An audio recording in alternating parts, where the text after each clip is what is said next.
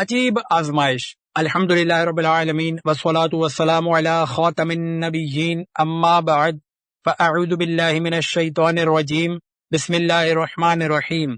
अजीब आजमाइश दुआए अत्तार। ए रब्बे करीम, जेको भी ही रिसालो अजीब आजमाइश पढ़ी या ॿुधी वठे उनखे एहसान फरामोशी ऐं नाशुक्रीअ खां महफ़ूज़ फरमाए ऐं खेसि माउ पीउ ऐं ख़ानदान समेत बेहिसाब बख़्शे छॾ। आमीन बिजाए ख़ातमिन नबिय्यीन सल्लल्लाहु अलैहि वसल्लम। दुरूद शरीफ जी फजीलत। फरमाने आखिरी नबी सल्लल्लाहु अलैहि वसल्लम, औलन नासी बी यौमल क़ियामत अक्सरुहुम अलैया सलातन, यानी क़ियामत जे ॾींहुं माण्हुनि में सभ खां वधीक मुंहिंजे वेझो उहो शख़्स हूंदो जेको सभ खां वधीक मूं ते दुरूद शरीफ पढ़ंदो हूंदो। तिरमिज़ी सफ़ो 144 हदीस 484। सल्लु अलल हबीब सल्लल्लाहु अलैहि मुहम्मद वालिही व अस्हाबिही व बारक वसल्लम। अजीब आजमाइश। हजरत सैयदना अबू हुरैरा रज़ियल्लाहु अन्हु का रिवायत आहे त नबी करीम सल्लल्लाहु अलैहि वसल्लम जिन इरशाद फरमायो, अल्लाह पाक बनी इसराइल जे 3 माण्हुनि खे आज़मायो, जिन मां हिकु कोढ़ी हो जंहिंखे जुज़ामी बि चवंदा आहिनि, ॿियो गंजो ऐं टियों अंधो। जीअं त अल्लाह पाक हिकु फ़रिश्तो इंसानी शिकिल में उन्हनि 3 ॾांहुं मोकिलियो। उहो फ़रिश्तो पहिरियां कोढ़ी वटि आयो ऐं खाइन्स पुछाई, तोखे सभ खां वधीक कहिड़ी शइ पसंदि आहे? हुन चयो, मूंखे ख़ूबसूरत ऐं दिलकश रंग ऐं जिस्म जी बहितरीन खल घुर्जे, छो त हिन जुज़ाम कोढ़ जे करे माण्हू मूंखां नफ़रत कंदा आहिनि। फ़रिश्ते उन कोढ़ी जे बदन ते हथ फेरियो त उन जी बीमारी हिकदमि ख़तम थी वई ऐं खेसि निहायत दिलकश ऐं सुहिणी खल अता कई वई। पोइ फ़रिश्ते वधीक सुवाल कयो, तोखे कहिड़े क़िस्म जो माल वधीक पसंदि आहे? हुन उठ या गऊं जो चयो। खेसि 10 महीननि जे हिकु ढुकी ॾाची ॾिनी वई ऐं फ़रिश्ते खेसि दुआ ॾिनी त अल्लाह पाक तोखे हिन में बरकत अता फरमाए। उन खां पोइ फ़रिश्तो गंजे वटि आयो ऐं खाइन्स पुछियाई, तोखे कहिड़ी शइ सभ खां वधीक पसंदि आहे? हुन चयो, ख़ूबसूरत वार मूंखे सभ खां वधीक पसंदि आहिनि ऐं ही गंज मूं तां ख़तम थी वञे, जंहिं जे करे माण्हू मूंखां नफ़रत कंदा आहिनि। फ़रिश्ते उन जे मथे ते हथ फेरियो त संदसि ठोड़ फौरन ख़तम थी वई ऐं खेसि ख़ूबसूरत वार अता कया विया। पोइ फ़रिश्ते पुछो, तोखे कहिड़े क़िस्म जो माल वधीक पसंदि आहे? हुन चयो, गऊं। उन वक़्तु खेसि हिकु ढुकी गऊं ॾिनी वई ऐं फ़रिश्ते चयो, अल्लाह पाक तोखे हिन में बरकत अता फरमाए। पोइ उहो फ़रिश्तो इंसानी सूरत में अंधे वटि पहुतो ऐं पुछियाई त तोखे कहिड़ी शइ सभ खां वधीक पसंदि आहे? हुन चयो, अल्लाह पाक मूंखे अखियूं अता फरमाए त जीअं मां माण्हुनि खे ॾिसी सघां। फ़रिश्ते उन जे चेहरे ते हथ फेरियो त अल्लाह पाक फौरन खेसि अखियूं अता करे छॾियूं। पोइ फ़रिश्ते पुछो, तव्हांखे कहिड़े क़िस्म जो माल पसंदि आहे? हुन चयो, बकरी। खेसि हिकु ढुकी बकरी ॾिनी वई ऐं फ़रिश्ते उनखे बि बरकत जी दुआ ॾिनी ऐं हलियो वियो। कोढ़ी, गंजे ऐं अंधे इन्हनि टिनी वटि उठनि, गऊं ऐं बकरियुनि जा घणा बचा थिया ऐं नस्ल वधिया, 3 मालदार थी विया। जुज़ामी कोढ़ी वटि उठनि सां वादी भरिजी वई, गंजे वटि ढगियुनि सां वादी भरिजी वई ऐं अंधे वटि बकरियुनि सां वादी भरिजी वई। हाणे उहो ई फ़रिश्तो कोढ़ी वारे शक्ल इख़्तियार करे इम्तिहान जे तौर उन शख़्स वटि आयो जेको कोढ़ मां सेहतियाब थियो हो ऐं चयाईंसि, मां हिकु मिस्कीन मुसाफ़िर आहियां, मुंहिंजे सफ़र जारी रखण जा वसीला ख़तम थी विया आहिनि। अॼु मंज़िल ते पहुचण जी का सूरत नज़र नथी अचे सिवाय अल्लाह जे मदद जे ऐं पोइ तुंहिंजी मदद जे। मां तोखां उन जे नाले ते जंहिं तोखे दिलकश रंग रूप, हसीनो जमील चमड़ी ऐं घणो माल अता कयो आहे, हिकु उठ जो सुवाल करियां थो त जीअं मां पंहिंजो सफ़र जारी रखी सघां। हू चवण लॻो, मुंहिंजे ज़िम्मे ते तमामु घणा हक़ आहिनि। उन ते फ़रिश्ते चयो, मां तोखे सुञाणा थो, छा तूं उहो ई कोढ़ी न आहीं जंहिंखे माण्हू हक़ीर समझंदा हुआ ऐं नफ़रत सां ॾिसंदा हुआ ऐं तूं रुपए जो मोहताज न हुए? पोइ अल्लाह पाक तोखे ही हुस्नो जमाल ऐं माल अता कयो। कोढ़ीअ चयो, अहिड़ी ॻाल्हि नाहे, मां त अबनि ॾाॾनि खां ई अहिड़ो आहियां। ही ॿुधी फ़रिश्ते चयो, जेकॾहिं तूं कूड़ पियो ॻाल्हाईं त अल्लाह पाक तोखे वरी अहिड़ो ई बणाए छॾे जहिड़ो तूं पहिरियां हुएं। उन खां पोइ फ़रिश्तो गंजे वटि उन जी शिकिल में गंज सां पहुतो ऐं उन सां बि अहिड़ो ई सवाल कयो जहिड़ो कोड़ी सां कयो हो। हुन गंजे बि अहिड़ो ई जवाबु ॾिनो जहिड़ो उन कोड़ी जवाबु ॾिनो हो।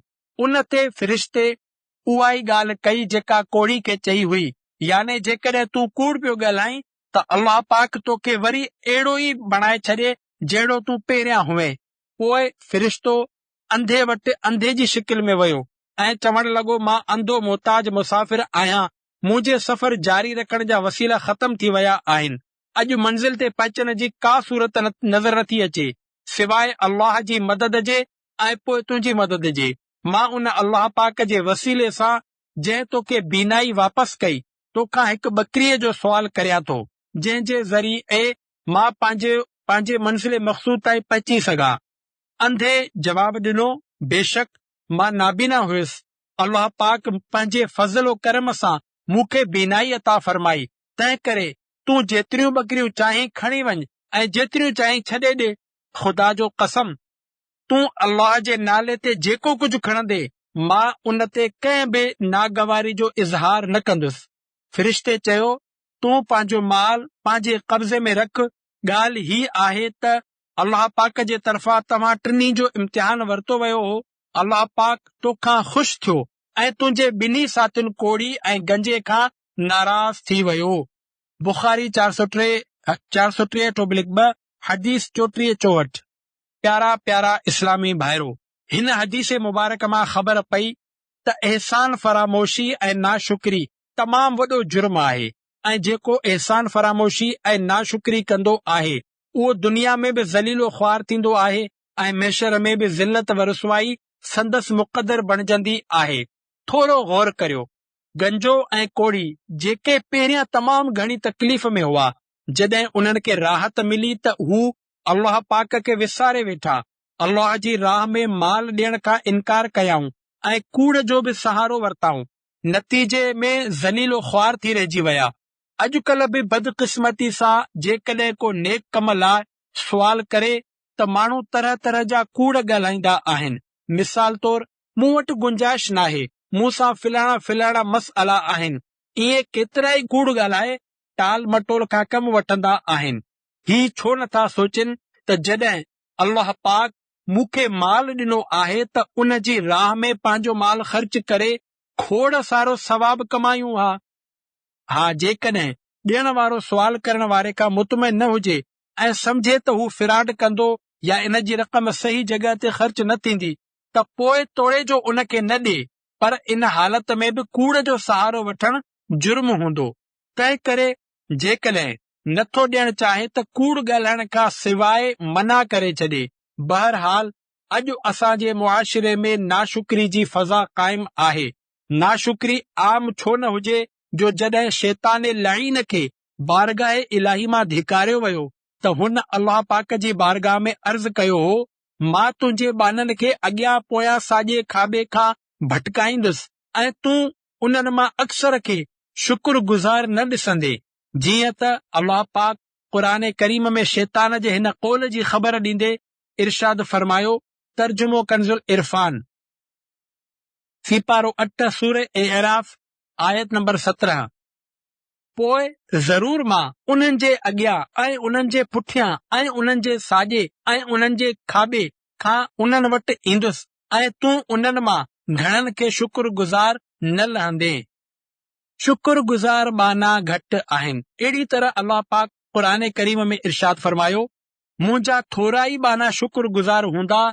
जीअं त सीपारो 22 सूरह सबा जी आयत नंबर 13 में इरशाद रब्बुल आलमीन आहे, वक़लीलुम मिन इबादियश शकूर। तर्जुमो कंज़ुल इरफान, ऐं मुंहिंजे बाननि में शुक्र वारा घटि आहिनि।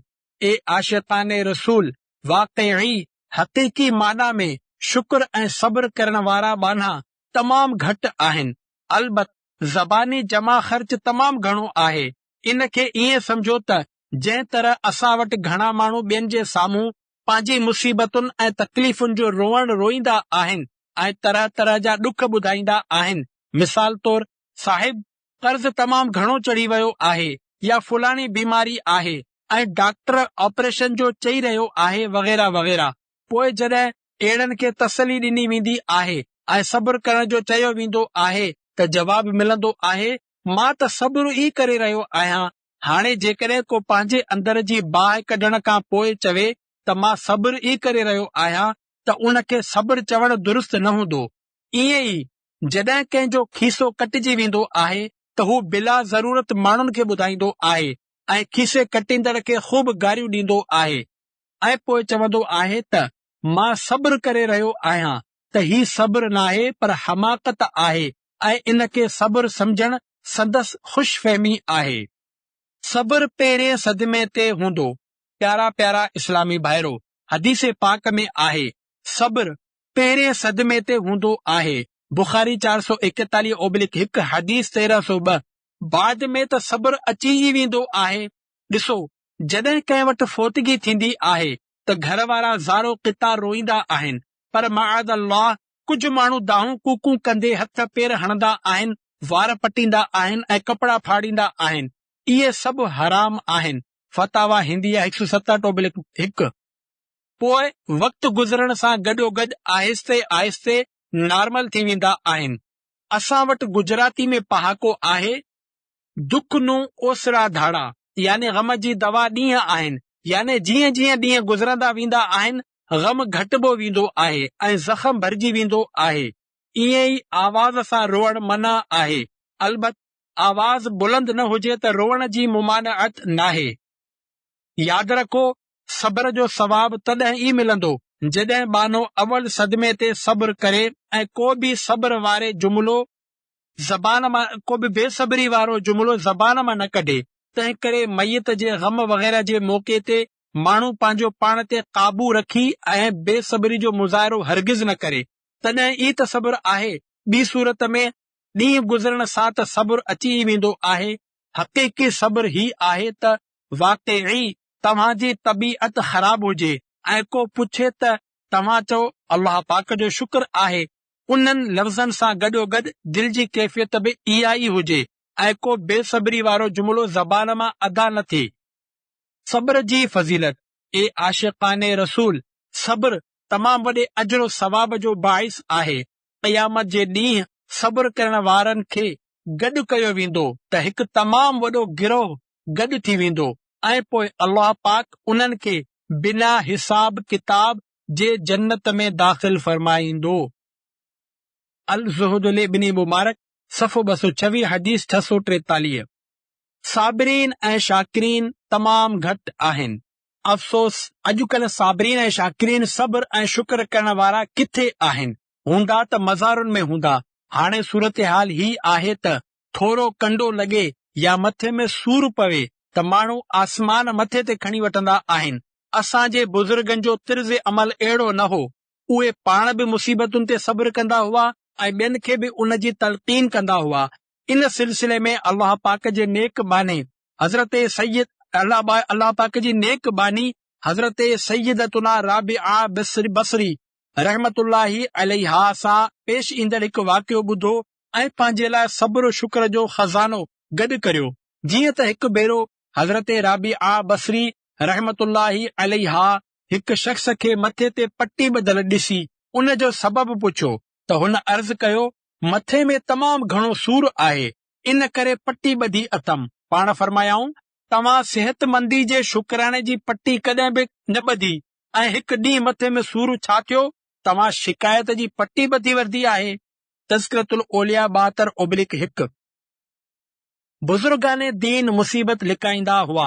प्यारा प्यारा इस्लामी भाइरो, बुज़ुर्गनि जो तरीक़ो हो त जेकॾहिं खेनि का तकलीफ़ पहुचंदी हुई त बिना ज़रूरत उन खे ज़ाहिर न कंदा हुआ।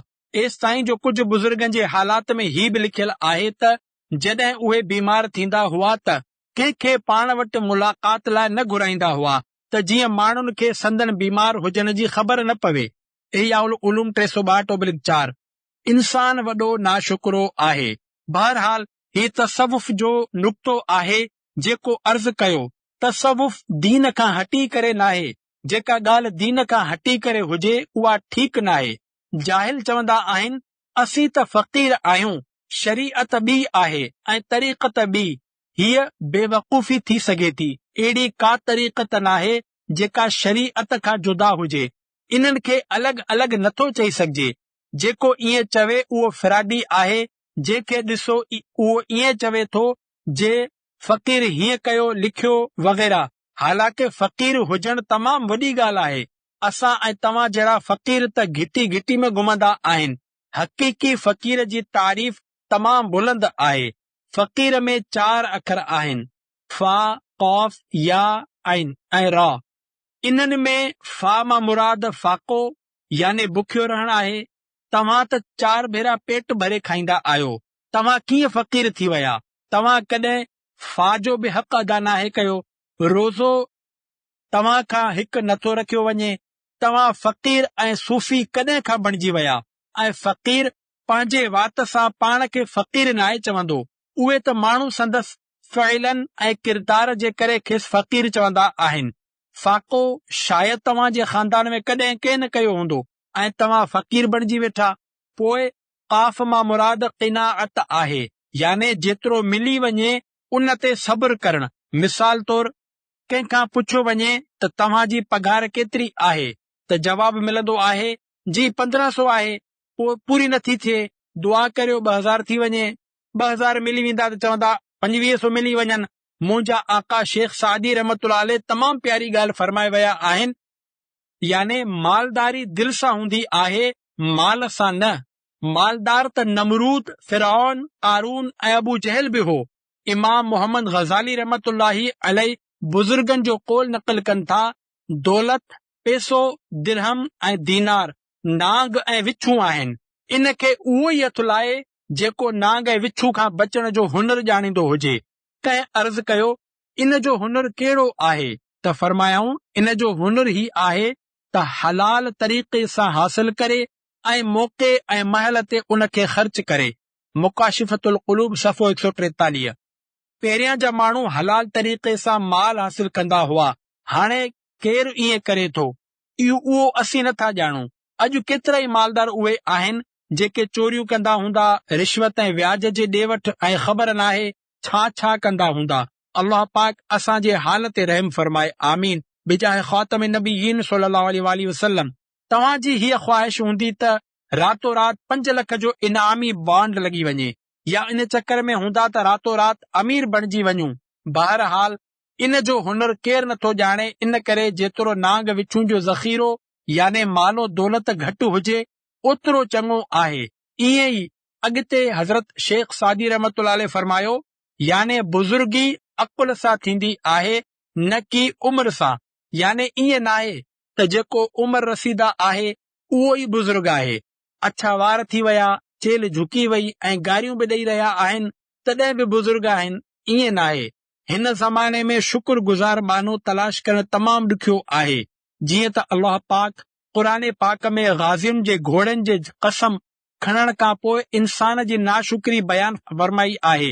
जीअं त इरशाद थिए थो, तर्जुमो कंज़ुल इरफान, उन्हनि घोड़नि जो कसम जेके सहकंदे डोड़नि था, पोइ सुंभ हणी पथरनि मां चिणगूं कढण वारनि जो, पोइ सुबुह जे वक़्तु तबाही करण वारनि जो, पोइ उन वक़्तु धूड़ उॾाइनि था, पोइ उन ई वक़्तु दुश्मननि जे लश्कर में घिड़ी वञनि था। बेशक इंसान ज़रूर पंहिंजे रब जो वॾो नाशुक्रो आहे, ऐं बेशक उहो पाण इन ॻाल्हि ते ज़रूर गवाह आहे, ऐं बेशक उहो माल जी मोहबत में ज़रूर तमामु सख़्तु आहे।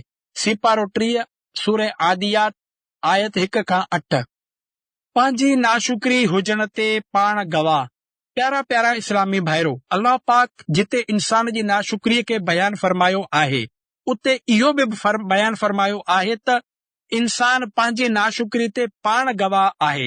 इन तरह इंसान पंहिंजे फ़इलनि ऐं किरदारनि जे ज़रिए पंहिंजी नाशुक्री ते पाण गवाह आहे।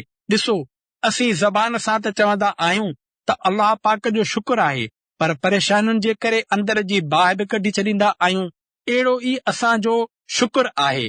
जेकॾहिं असीं शुक्रगुज़ार माना हुजूं हा त असांखे माल हासिल करण लाइ एतिरी डोड़ डुक ऐं मारा मारी न करणी पवे हा जेतिरी असां कंदा आहियूं। असां सही माना में न अल्लाह पाक जो शुक्र अदा कंदा आहियूं, ऐं न सब्र कंदा आहियूं।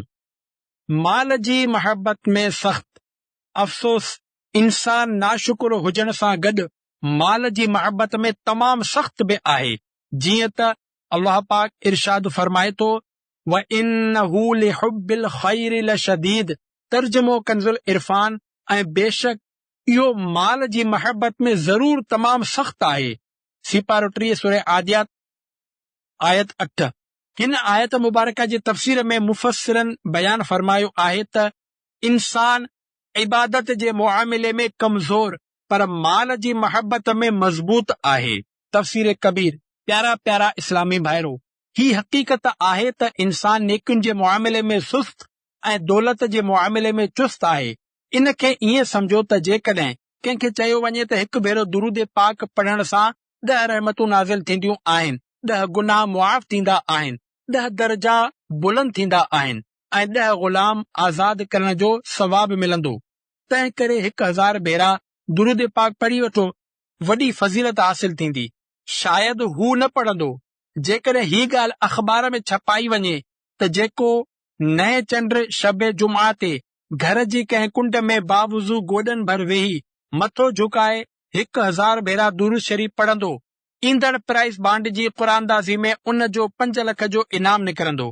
त हाणे वेठे वेठे कंहिंजी किरंगे जी हॾी अकड़जी वञे या को शुगर, दिल या सहके जो मरीज़ हुजे, लाज़मी पढ़ंदो, चाहे खेसि एम्बुलेंस में विझी अस्पताल ई छो न खणी वञणो पवे, छो त पैसनि जो मुआमिलो आहे। अहिड़ी तरह केतिरा ई माण्हू पंहिंजी नौकरी जो ग्रेड वधाइण लाइ तावीज़ वठंदा आहिनि ऐं डिघा डिघा वज़ीफ़ा कंदा आहिनि, पर सिर्फ़ सवाब कमाइण जी नियत सां 1000 भेरा दुरूद पाक पढ़ण खां कीॿाईंदा आहिनि।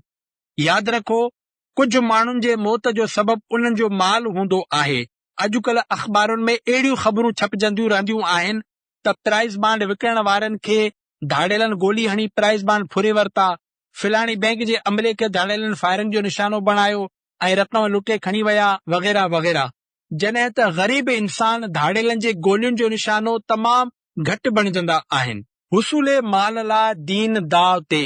प्यारा प्यारा इस्लामी भाइरो, थधे दिल सां सोचो, जंहिं माल जी हासिलात लाइ इंसान पंहिंजे दीन ताईं दाव ते लॻाईंदो आहे, कूड़ ॻाल्हाईंदो आहे, रिश्वत वठंदो आहे, एसि ताईं जो व्याज जो बि लिहाज़ नाहे कंदो।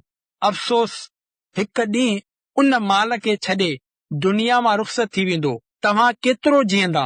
60 साल, 70 साल, 80, 90, 100 साल या वधि में वधि 125 साल ताईं ई जीअंदा। पोइ उमिरि जे आख़िरी हिसे में अंधा, ॿोड़ा ऐं कमज़ोर थी वेंदा, बिस्तरे ते पयल हूंदा। गुज़िरियल ॾींहुं अख़बार में आयो हो त 132 साल जे पोड़ीअ जो इंतकाल थी वियो। शायदि सभ खां उमिरि रसीदा इहा ई हुई। दुनिया में माज़रत सां एतिरो तव्हां न जीअंदा। 132 साल जीअण वारे असल माल खाधो हूंदो। तव्हां खे त हींअर खां ई जवानी में चश्मो पातल आहे। अॼु असां तमामु घणी तरक़ी करे वरिती आहे। स्क्रीन ॾिसण जे करे असांजी नज़र ते तमामु घणो असर पवंदो आहे। ईअं ई जॾहिं गाॾियुनि जा हारून वॼंदा आहिनि त उन्हनि जो आवाज़ कननि सां टकराईंदो आहे, जंहिं जे करे ॿुधण जी कुवत आहिस्ते आहिस्ते कमज़ोर थींदी वेंदी आहे, छो त कन लाइ आवाज़ ॿुधण जी हिकु हद आहे। उन खां वधीक तेज़ आवाज़ कन जे पर्दे सां टकराइबो रहंदो त उहे ख़राब थी वेंदा। ईअं ई हर घर में गाना वॼंदा आहिनि ऐं ही ॿुधण बि गुनाह आहे ऐं गुनाह जो असर सिहत ते बि पवंदो आहे। बदनिगाही ऐं हेॾां होॾां झाती पाइण सां नज़र कमज़ोर थींदी आहे ऐं गाना बाजा ॿुधण सां ॿुधण जी कुवत ते असर पवंदो आहे। हिलियतुल औलिया 385/7। यादि रहे, जिते दुनिया में बदनिगाही सां नज़र कमज़ोर थींदी आहे, उते मरण खां पोइ उन जुर्म जे करे अखियुनि में कोका ठोकिया वेंदा। मुआजम कबीर 154/8, हदीस 76-66। हिकु रिवायत में ही बि आहे त जेको शख़्स पंहिंजे अख खे हराम सां भरींदो आहे, अल्लाह पाक क़यामत जे ॾींहुं उन जी अख में जहन्नम जी बाहि भरींदो। मुकाशिफतुल क़ुलूब सफ़ो 10। ईअं ई जेके माण्हू गाना बाजा ॿुधंदा आहिनि, उन्हनि जे कननि में कोका ठोकिया वेंदा। थोरो गौर करियो, अॼु जेकॾहिं कन में तीली लॻी वञे त बर्दाश्त नाहे थींदो। क़यामत जे ॾींहुं जेकॾहिं कननि में कोका ठोकिया विया त कीअं बर्दाश्त करे सघंदासीं? प्यारा प्यारा इस्लामी भाइरो, तव्हां सूरतुल आदियात जी कुझु आयतुनि जे मुतालिक़ तफ़सील ॿुधी वधीक आयतूं मुलाहिज़ा करियो, जीअं त अल्लाह पाक इरशाद फरमाए थो, तर्जुमो कंज़ुल इरफान, पोइ छा उहो नथो ॼाणे त जॾहिं उहे उथारिया वेंदा जेके क़बरनि में आहिनि ऐं जेके सीननि में आहे उहा खोली वेंदी, बेशक उन्हनि जो रब उन ॾींहुं उन्हनि जे यक़ीनन ख़ूब ख़बर रखण वारो आहे। ए आशिक़ाने रसूल, पंहिंजी रोज़ाने जे अमलनि में बहितरी आणण लाइ पंहिंजी ज़िंदगी जो हिसाब लॻायो। मिसाल तौर असां दुनिया में वधि 60 साल गुज़ारींदासीं। हाणे ही ॾिसी वठो त आम तौर ते आराम जो वक़्तु रोज़ानो 8 कलाक आहे। जेकॾहिं रोज़ानो 8 कलाक सुम्हण जो हिसाब लॻायो वञे त 60 सालनि मां 20 साल त सुम्हण में गुज़री वेंदा ऐं बाक़ी 40 साल ॿियनि कमनि लाइ रहिजी वेंदा। हाणे गौर करियो त इन्हनि 40 सालनि में असां छा कंदासीं। पोइ इन हवाले सां बि सोचियो त असांखे क़बर में केतिरो अरसो रहणो आहे, उन जो हिसाब लॻाए वठो। ईअं ई उन्हनि माण्हुनि बाबति सोचो जेके हज़ारे सालनि खां क़बरुनि में आहिनि ऐं उन्हनि मां को बि वापसि दुनिया में नाहे आयो। हाणे पंहिंजो ई ज़हन बणायो त हिकु ॾींहुं असांखे बि मौत ईंदो ऐं असां बि केतिरे डिघे अरसे ताईं क़बर में रहंदासीं। का ख़बर नाहे, वरी असांखे बि उहो ई कफ़न ॾिनो वेंदो जेको फुटपाथ ते पयल लावारिस मयत खे ॾिनो वेंदो आहे। जेको माल असां कमायो ऐं जंहिंखे हासिल करण में असां तमामु घणी दौड़ डुक कई, उहो असांजे औलाद लाइ रहिजी वेंदो ऐं असांजे कंहिं कम न ईंदो। इंसान जा 3 माल। ए आशिक़ाने रसूल, असांजो माल उहो ई आहे जंहिंखे असां खाई वरितो, पाए वरितो या वरी अल्लाह पाक जी राह में ख़र्च करे छॾियो। जीअं त हदीस पाक में आहे, इंसान चवंदो आहे त मुंहिंजो माल। उन जा त 3 माल आहिनि। पहिरियों माल उन खाई हज़म करे छॾियो, ॿियो माल उन पाए पुराणो करे छॾियो, टियों माल अल्लाह जी राह में ॾेई अॻिते रवानो करे छॾियो। मुस्लिम सफ़ो 1210 हदीस 74-22। ही 3 तरह जा माल इंसान जा पंहिंजा आहिनि। बाक़ी माल उन जे वारिसनि जो आहे जेके उन जे माल मां अयाशी कंदा। ए काश असां पंहिंजी औलाद खे क़ुरान पाक पढ़ाए ऐं दीन जो मुबल्लिग़ ऐं नमाज़ी बणाए हिन दुनिया मां विया हुजूं हा, त जीअं असांजी औलाद असां लाइ दुआ करे ऐं ई सवाब जो बंदोबस्त करे। यादि रखो, जेको नेक औलाद छॾे दुनिया मां रुख़्सत थींदो आहे, उन जो औलाद उन लाइ सवाबे जारिया जो सबबु बणिजी वेंदो आहे।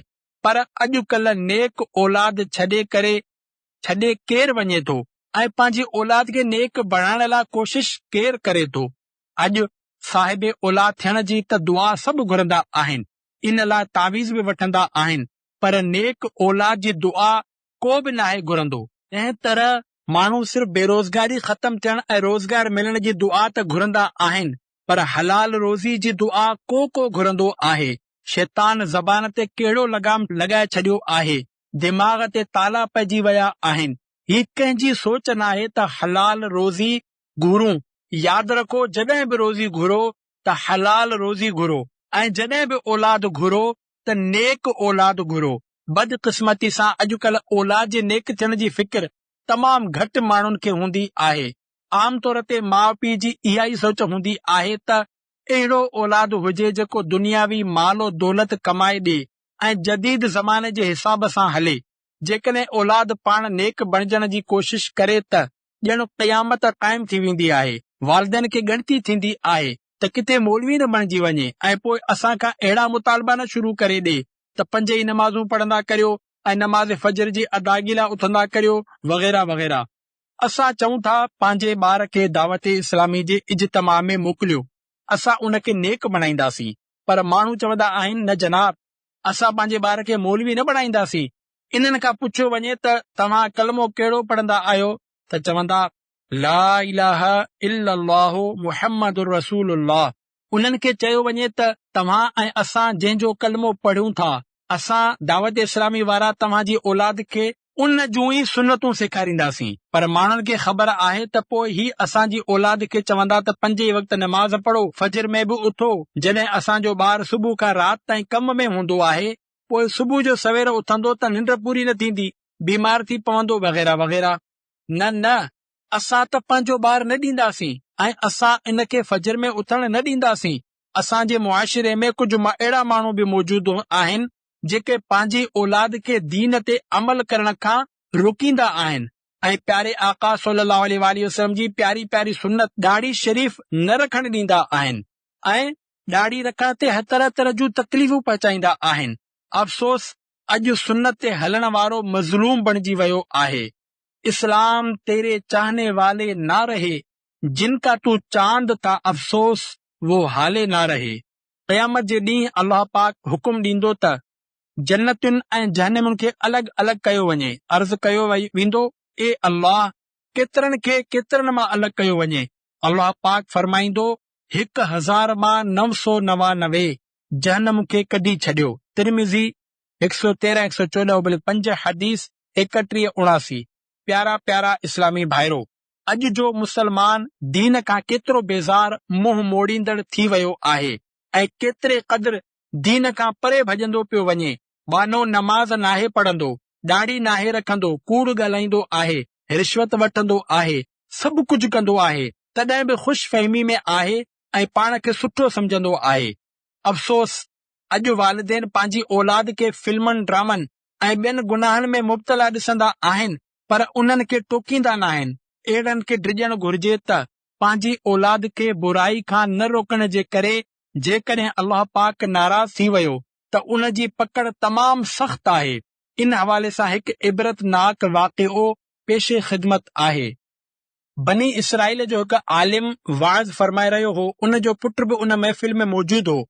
उन छोकिरीअ खे घूरे ॾिठो त उन आलिम चयो, ए पुट, सब्र कर। एतिरो चवण हो त उहो आलिम ओचितो मिंबर तां किरियो ऐं उन जूं हॾियूं कुझु जॻहनि तां टुटी पयूं ऐं ग़ैब मां आवाज़ आयो त पंहिंजे पुट जे गुनाह ते छा एतिरी तंबीह काफ़ी हुई तो उन खे सख़्ती सां छो न रोकियो? यादि रख, तुंहिंजी नस्ल मां क़यामत ताईं को सिद्दीक़ पैदा न थींदो। हिलियतुल औलिया 422/2 हदीस 28-23। अफ़सोस, अॼु औलाद खे गॾु वेहारे गुनाह कयो वेंदो आहे। पीउ पंहिंजे जवान औलाद खे पाण सां गॾु वेहारे फिल्म ॾेखारींदो आहे। प्यारा प्यारा इस्लामी भाइरो, थोरो गौर करियो। उहो छोकिरो जंहिं सिर्फ़ हिकु छोकिरीअ खे घूरे ॾिठो, तोड़े जो पीउ उन खे मना बि कयो, पर जहिड़ो मना करणु घुर्जे अहिड़ो मना न कयो त उन ते ही अज़ाब नाज़िल थियो त क़यामत ताईं उन जी नस्ल मां को सिद्दीक़ पैदा न थींदो। थोरो सोचो, उन पीउ जो कहिड़ो असरु थींदो जेको पंहिंजे ॿारनि खे फिल्मूं ड्रामा ॾेखारे थो। अल्लाह पाक असांखे पंहिंजे कहर गज़ब खां बचाए।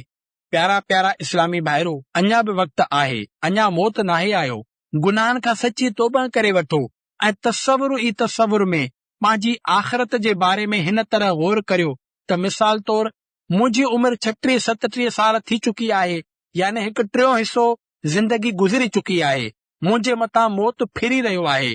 अन क़रीब ई मूंखे बि कफ़न पारायो वेंदो, कुलनि ते खणी क़ब्रिस्तान लाथो वेंदो, ऊंदाही क़बर में दफ़नायो वेंदो ऐं ख़बर नाहे त को क़बर ॾिसण बि ईंदो या न। जेकॾहिं ज़िंदगी में का तकलीफ़ पहुचे त घणा माण्हू मुरुवत में गॾु थी वेंदा आहिनि। ईअं ई मुमकिन आहे जनाज़े में बि शरीक थी वञनि, पर थोरे अरसे बाद सभु विसारे छॾींदा आहिनि। उम्र भर कौन किसे याद करता है, वक्त के साथ ख़यालात बदल जाते हैं। अफ़सोस, इन खां पोइ क़ब्र में 100 या 1000 साल रहणो पवंदो ऐं क़यामत जो हिकु ॾींहुं 50,000 सालनि जो हूंदो। तफ़सीर दुर मंसूर सिपारो 29 अल-मआरिज तहतुल आयात 4। यादि रखो, क़ब्र जी तयारी हिन दुनिया में रहंदे करणी आहे। तंहिं करे क़ुरान पाक जी हिन आयत मुबारका खे मशअल राह बणाए वठो। इंशा अल्लाहुल करीम दुनिया ऐं आख़िरत ॿई सवरिजी वेंदियूं। जीअं त इरशाद बारी ताला है, इन अक्रमकुम इंदल्लाहि अत्क़ाकुम। तर्जुमो कंजुल इरफान, बेशक अल्लाह वटि तव्हां मां वधीक इज़त वारो उहो आहे जेको तव्हां मां वधीक परहेज़गार आहे। बेशक अल्लाह ॼाणण वारो ख़बरदार आहे। सिपारो 26 सूरह हुजरात आयत नंबर 13। ए अल्लाह पाक, असां ते करम फरमाए त असां जे गुनाहनि जूं आदतूं निकिरी वञनि ऐं असीं तुंहिंजा शुक्रगुज़ार बाना बणिजी वञूं। आमीन बिजाह ख़ातमिन नबिय्यीन सल्लल्लाहु अलैहि वसल्लम। सल्लु अलल हबीब सल्लल्लाहु अला मुहम्मद व आलिही व अस्हाबिही व बारक वसल्लम।